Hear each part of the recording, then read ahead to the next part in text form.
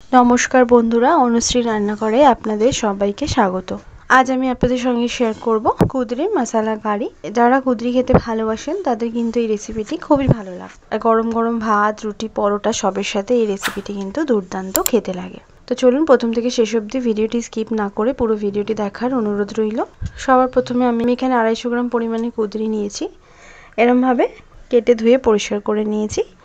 एरपर आमी एर मধ্যে देব हाफ चामच परिमाणे काश्मीरी लंकार गुड़ो, एकटूखानी हलुद गुड़ो, 1/4 चामच गरम मशलार गुड़ो और देव 1/4 चामच नुन और देव 1 चामच परिमाणे बेसन और 1 चामच परिमाणे सर्षेर तेल। सब उपकरण के भालो करे एक चामचेर साहाज्ये आमी कुद्रिर संगे माखिए निচ্ছি। आपनारा चाइले এটা हाथ दिয়েও মাখাতে পারেন। এরপর আমি একটা মিক্সিং জারে 6 থেকে 7টা কাজু বাদাম আর हाफ চামচ পরিমাণে সাদা তিল বেটে রেখেছিলাম একটুখানি জল দিয়ে। এটাকে মিহি করে আমি বেটেছি। এখানে কাজুর বদলে আপনারা বাদামও এখানে বেটে দিতে পারেন 2 চামচ পরিমাণে। আমি এখানে কাজু আর তিলই ব্যবহার করেছি। এরপর গ্যাস অন করে একটা কড়া বসিয়ে নিয়ে দিয়ে দেব 2 থেকে 3 চামচ পরিমাণে সরষের তেল। তেলটাকে ভালো করে গরম করে নিয়েছি।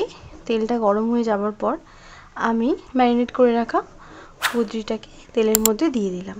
কুদ্রিটাকে ভালো করে ভেজে নেব। এরকম ভাবে একটু ম্যারিনেট করে রেখে কুদ্রিটা এরকম ভাবে একটু ভেজে রান্না করলে এই রান্নাটার টেস্টটা কিন্তু খুব সুন্দর হয়। গ্যাসের ফ্লেমটা মিডিয়াম টু হাই ফ্লেমে রেখে আমি এখানে কুদ্রিগুলোকে হালকা লালচে করে ভেজে নেব। হালকা কালার চেঞ্জ হয়ে যাওয়ার পর আমি কুদ্রিগুলোকে তুলে নিচ্ছি।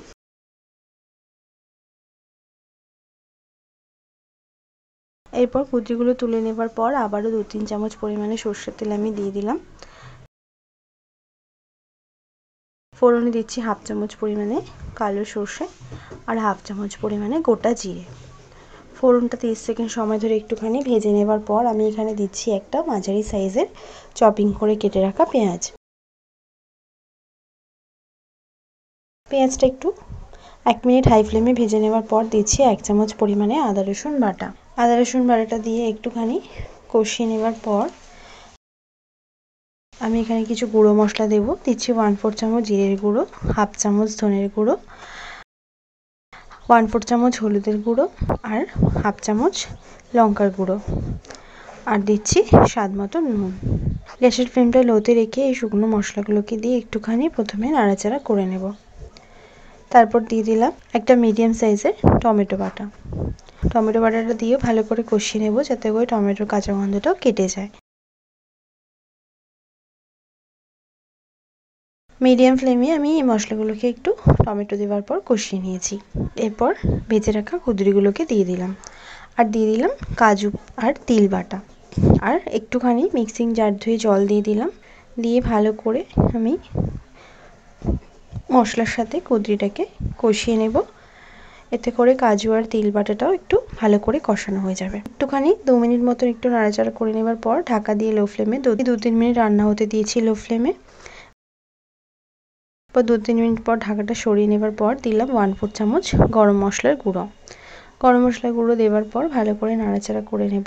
আর আমার চ্যানেলটি যারা এখনো পর্যন্ত সাবস্ক্রাইব করেননি তারা প্লিজ আমার চ্যানেলটিকে সাবস্ক্রাইব করে নেবেন আমার প্রতিদিনের ভিডিওর আপডেট পাওয়ার জন্য। এরপর দিচ্ছি হাফ কাপ পরিমাণে জল। এখানে যেহেতু রান্নাটা খুব বেশি গ্রেভি হবে না, একটু মাখো মাখো হবে, তাই জলের পরিমাণটা কিন্তু এখানে বেশি দেওয়া যাবে না। জলটাকে দিয়ে ভালো করে নাড়াচাড়া করে নেব। গ্রেভিটা ফুটে উঠলে ঢাকা দিয়ে দেবো 5 মিনিটের জন্য লো ফ্লেমে। ঢাকাটা 5 মিনিট পর সরিয়ে নিয়েছি। একটা সুন্দর গন্ধ কিন্তু বেরোতে শুরু করে দিয়েছে। এরপর আমি এখানে দিচ্ছি একটুখানি ধনেপাতা কুচি। ধনেপাতা কুচি দেওয়ার পর ভালো করে নাড়াচাড়া করে নিয়ে মিক্সড করে নিলেই আমার কুদ্রির এই মশলা কারি রেসিপিটি কিন্তু সম্পূর্ণ রেডি হয়ে যাবে। ভালো করে নাড়াচাড়া করে নিলাম ধনেপাতাটা দিয়ে আর ফ্লেমটা একটুখানি হাই করে 1 মিনিট মতন আমি গ্রেভিটাকে একটুখানি শুকিয়ে নিলাম। এরপর গ্যাসের ফ্লেম বন্ধ করে দিয়ে আমি এটা গরম গরম সার্ভ করে নেব। কুদ্রির এই মশলা কারিটা কিন্তু খেতে গরম গরম রুটি পরোটা ভাত সবের সাথেই কিন্তু অসাধারণ লাগে। যারা কুদ্রি খেতে ভালোবাসেন তাদের অবশ্যই ভালো লাগবে। ভালো লাগলে লাইক শেয়ার করতে ভুলবেন না, কমেন্ট বক্সে কমেন্ট করে জানাতে ভুলবেন না রেসিপিটি কেমন লাগলো। ভালো থাকবেন, সুস্থ থাকবেন, ধন্যবাদ।